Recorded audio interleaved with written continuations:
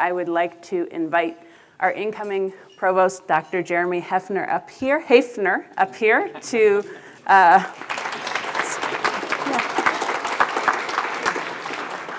So as I mentioned earlier, next time Dr. Haefner comes, we will have an open question opportunity for senators. Today, it's really an opportunity to get to know a bit about what Dr. Haefner has been doing for the last 10 years as provost, so that we as a faculty can become familiar with some of what he's done so far and start to talk about how this will impact or how he imagines this playing out once he arrives at DU. So I thought we would start by actually looking at a couple of the achievements that come off of his vita, which was sent out when they announced his position here at the Bridge. And what I asked Jeremy to do is to begin by looking at, we're not going to talk about 6 different achievements that range from interdisciplinary collaboration to undergraduate curriculum revision to tenure and promotion revision, but to take a few of these and talk to us about how and why he achieved these, what they mean to him and to his university in terms of thinking through leadership as a provost and where he chooses to put his attention and what he's proud of looking back at the last 10 years. Thank you, Kate. Everyone can hear me, I guess. Before I go down that, I just wanted to express my great pride at having been chosen and an honor to have been chosen to become your next provost. It was amplified this last couple of weeks when I read about the great work that the faculty are doing to advance tough issues in higher education. And I'm reflecting on. I just put it up there, yes. I was going to celebrate that earlier, and I forgot. So no, wonderful. So I saw this article, of course, in the Chronicle just yesterday. It came electronically. It's in the print version.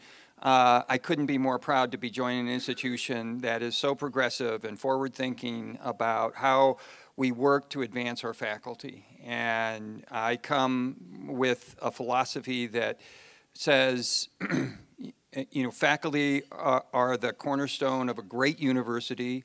We want our faculty to be preeminent in their fields and have the opportunity to grow in that preeminence, and helping them in any way that they can and providing the support is really, I think, the role that I know Greg has played in the past, and it's a role that I want to play as your next provost. And to see that article and to see the thinking around the development of faculty just really warms my heart.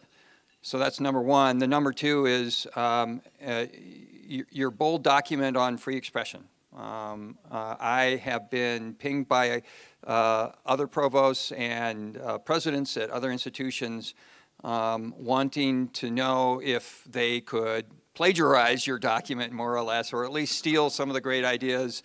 And I, of course, am not in a position to say whether or not that's something we want them to do, but I will say that I'm extraordinarily proud of the proactive stance that faculty are taking in order to advance a dialogue around free expression. It is so needed. It is so important for our students to understand the importance of free expression at a time when hate speech is really, of course, creating so many tensions on campuses and in our political environment. So kudos to the faculty on that one. Anyway, it's so wonderful to be welcomed at this university. There are many things that I'm very proud of, and it takes a village. It wasn't an individual, of course, leading to the great success that we've enjoyed at my current institution. It is culminated by the fact that we've done this kind of meteoric rise as an institution, going now into a doctoral research university and rising in the ranks of U.S. News and World Report, for example. But what has really contributed to that is a variety of different things that we have focused on. And I think the ones that are most rewarding are the ones where we've really, I think, provided the service and support that faculty need to be successful in their research endeavors, but also in the classroom. I point to, first and foremost, the changes that we made very early on in the promotion and tenure process. And you have to appreciate the institution that I came to 10 years ago, back in 2008. It really had deep roots as a very large undergraduate technology institute. It prided itself on the cooperative education kind of model where students go off and work in companies. It was a teaching institution. It was not a research institution. And the cultural changes that were needed were immense to move it forward. But it started with a dialogue at Academic Senate, that's our version of Faculty Senate, to introduce some really important procedural components that would, at the end of the day, I think, serve faculty so well. For example, when I came to campus, we didn't have a mid-tenure review process. It was so important to introduce that right away because we knew that was a big change for the institution. A second one was there was no cultural acceptance of external letter validation for tenure packages. Absolutely critical if you're going to really recruit the best faculty and really enhance the teacher-scholar kind of philosophy that you want, because you want to make sure that what you're doing at your institution has the validation of our peers, not at the institution as much as it is at our sister institutions, and that's nationally and worldwide. So those were big changes. It was very much of a roll up your sleeves, have me attend the Faculty Affairs Committee that really worked on the policy changes, and then work through the Academic Senate throughout the whole period of time. And it was very rewarding to see that was accomplished in that very first year. I think the Graduate Education Initiative is a work in progress, but I think it really reflects how excited I am to come to this institution.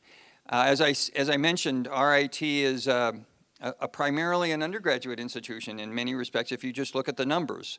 We're about 3,500 graduate students out of a base of 15,000 students. So you can see that the proportions are quite a bit different at the University of Denver.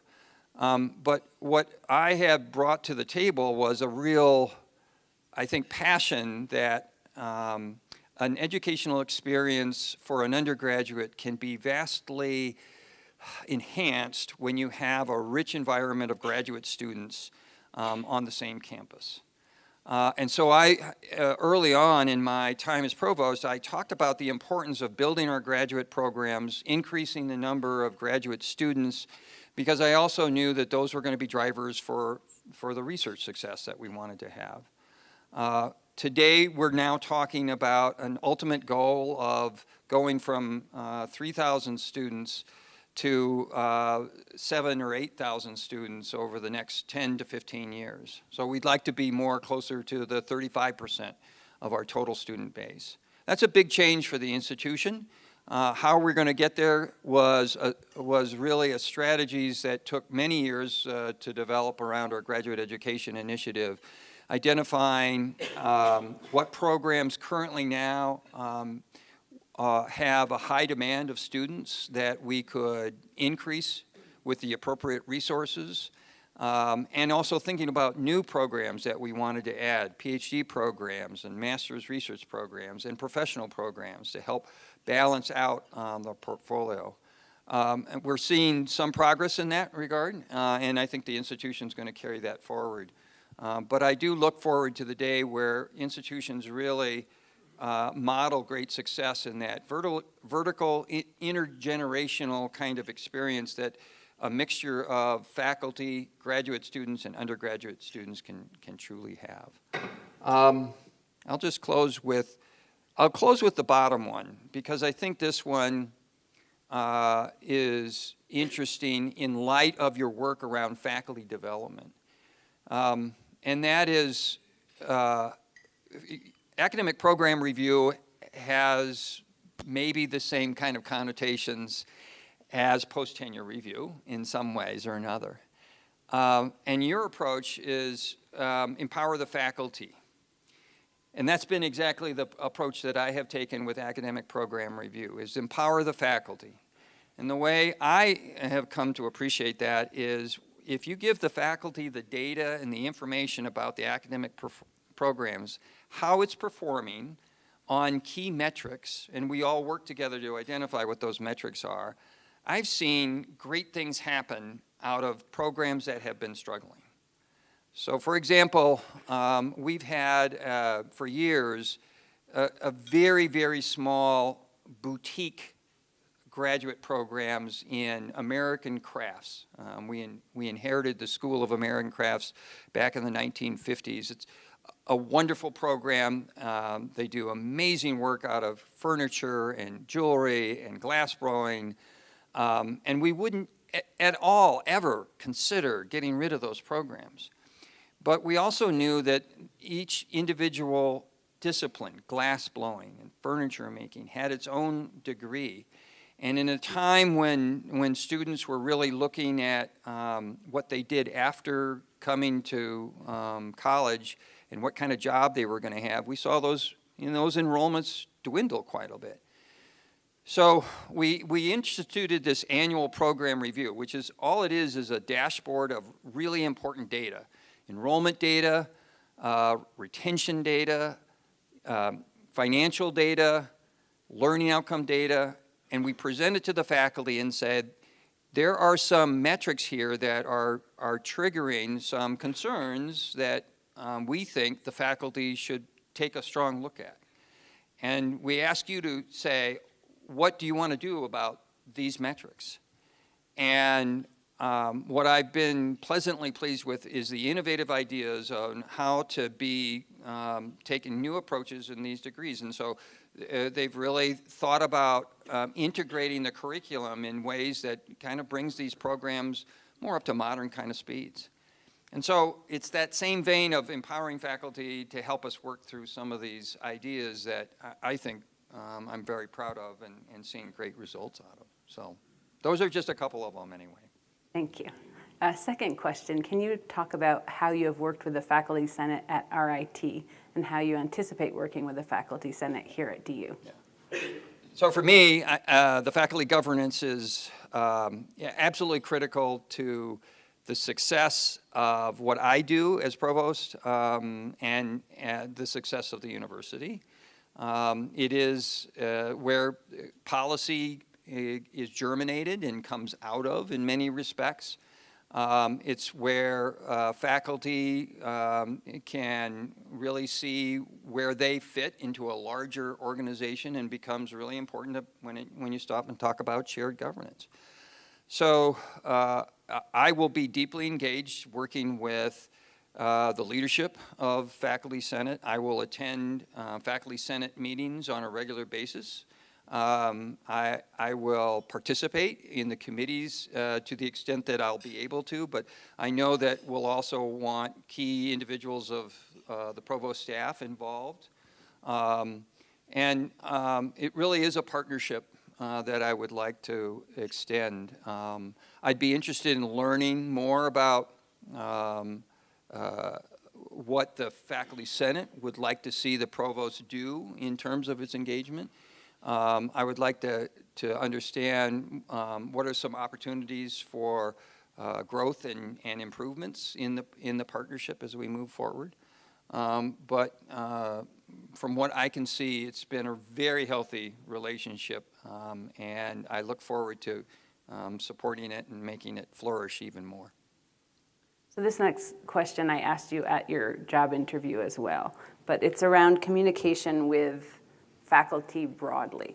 So how have you worked to develop communication lines with individual faculty and chairs at RIT? And what things might you bring as you come here? Yeah.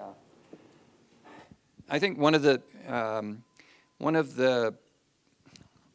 opportunities or sets of experiences that I bring to the table is a convener, pulling an organization as complex as University of Denver or Rochester Institute of Technology together horizontally because we are so firmly structured in vertical organizations, colleges or the divisions that we have, not just within the academic affairs, but across the campus as well.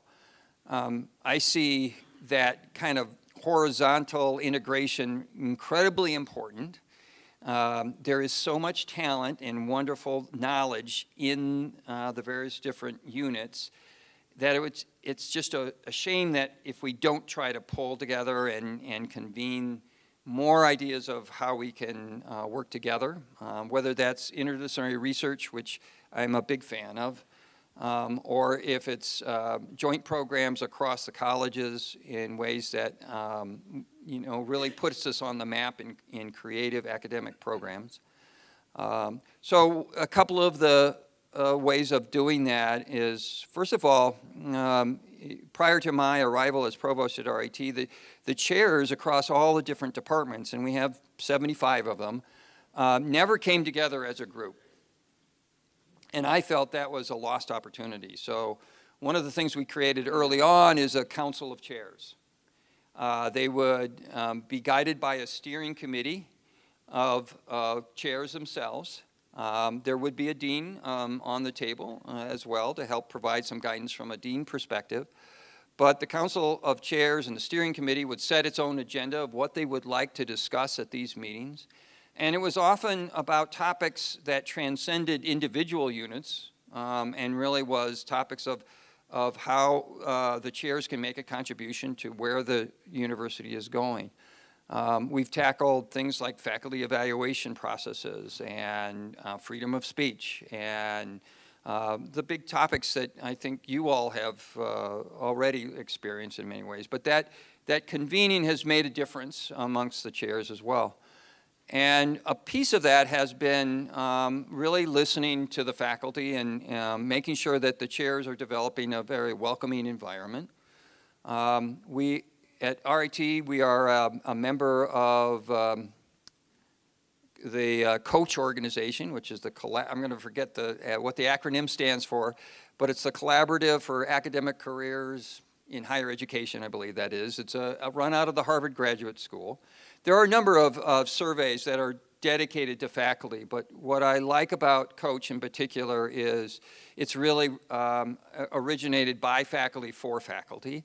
And it's a survey that really provided keen information to the institution about how faculty felt they were supported, how faculty felt that they were engaged in a meaningful way. And that data has been distributed to department chairs, and we really, I think, worked hard to communicate that data with them and ask the chairs and the deans, quite frankly, of ways that they're going to make improvements on some of those core areas where we weren't doing so well on that.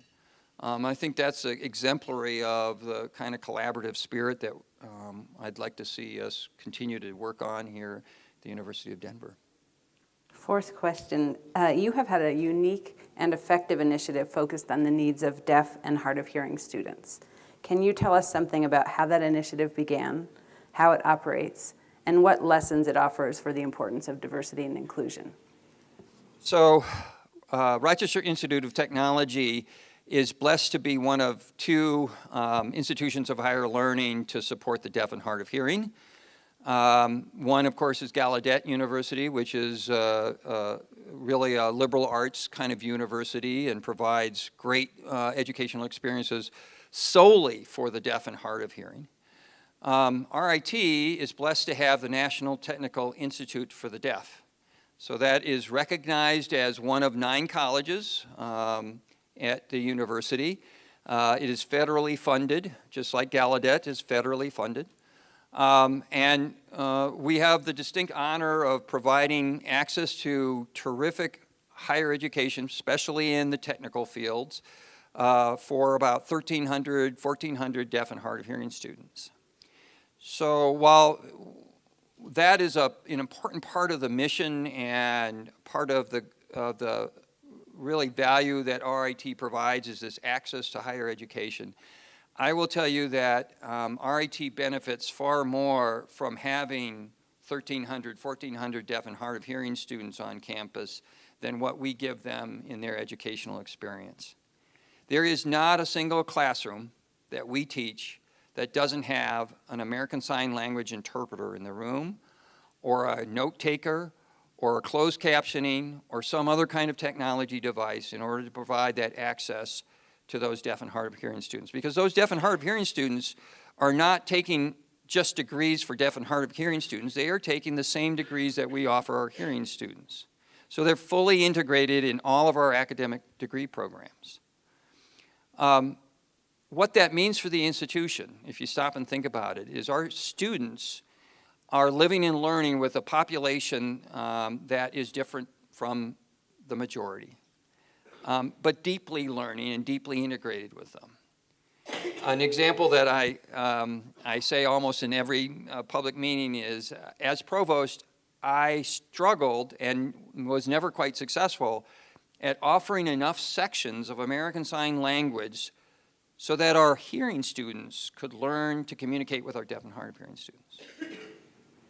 Now, this is totally a conjecture on my part, but I would submit to you that the students we're graduating, because of their unique experience in living and learning with a population that is different from them, means that they're graduating with certain empathy skills that will serve them so incredibly well in a very diverse environment of the future.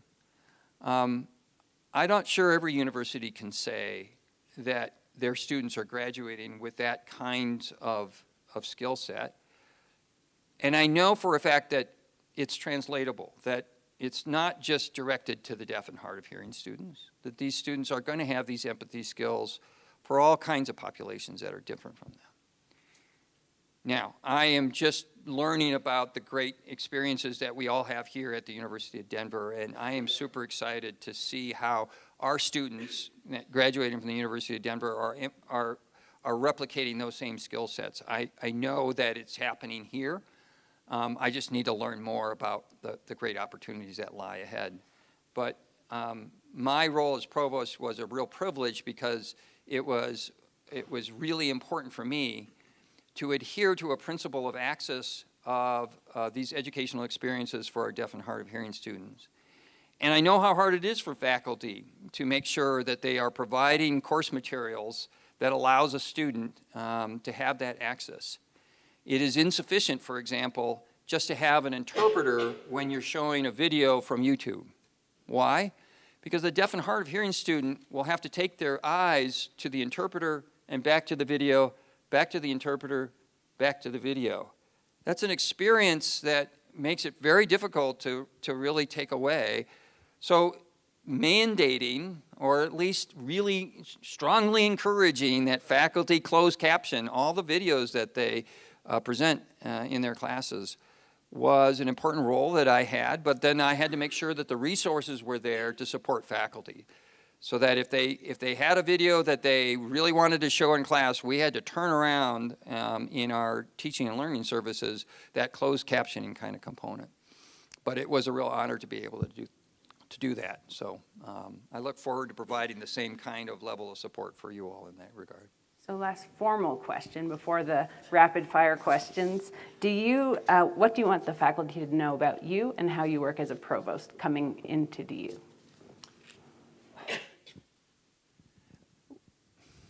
Well, I would say that, first of all, I hope that I come across as very approachable. I want you to feel comfortable at coming up to me and sharing your thoughts, your concerns, your questions, your frustrations, because that's the only way that I'm going to learn what really matters to you and what I need to work on as your provost to help make this a great university, even a better university than it is today.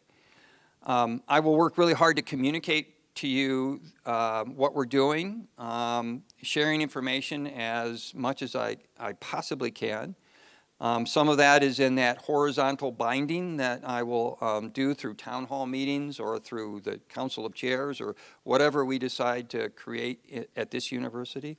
But it'll also be through emails, through Twitter, through perhaps through blogs, although I wasn't very successful at keeping up my blogs on a regular basis on that one. But you have my pledge to try to communicate as much as possible, and then collaborate on issues where it's clear that these are ones where shared governance really must flourish, grow, and really excel in that regard. So that's a start anyway in that Wonderful. regard. Okay, so now we're going to do the rapid fire questions. If you've ever listened to Tim Ferriss interviews, you'll recognize these questions, but this is the goal, to get to know the man behind the role of the provost a little bit. So Jeremy has not heard any of these questions, and rapid fire is hopefully three sentences or less responses. Okay. Okay, number one, what book or books have you gifted the most to other people? Ooh, interesting. What book or books have I gifted most to individuals? I think the book that I have talked most about is Team of Rivals by Doris Kearns Bishop, I guess is her last name, right? Did I get that last? Are historians in the room? Okay. I love that book. I love the readability of it. I love the message of it. I'm a big Lincoln fan anyway, so that's been that book. I am reading right now Walter Isaacson's Leonardo da Vinci, and what a great book that one is. What a great and interesting person Leonardo was. So. Number two, when you think of the word success, who is the first person who comes to mind and why? These aren't easy. Boy, they aren't. They really aren't. I'm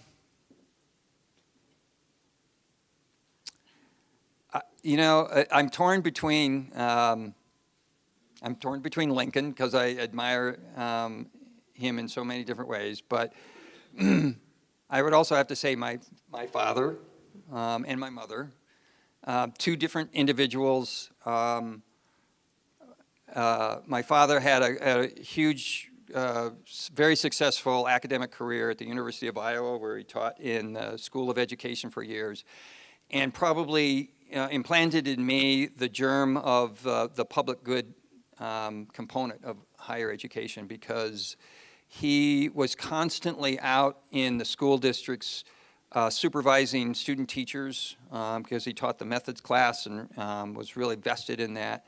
But I also saw him teach in the university lab school when we used to have university lab schools, and he made such an impression on the senior class because he taught this course on Plato's Republic, that the senior class, when they finally did close down the lab school, gave him a all expense paid trip to Greece so that he could see the land where he had taught so much from that book. Of course, I got to go along with, so that's probably...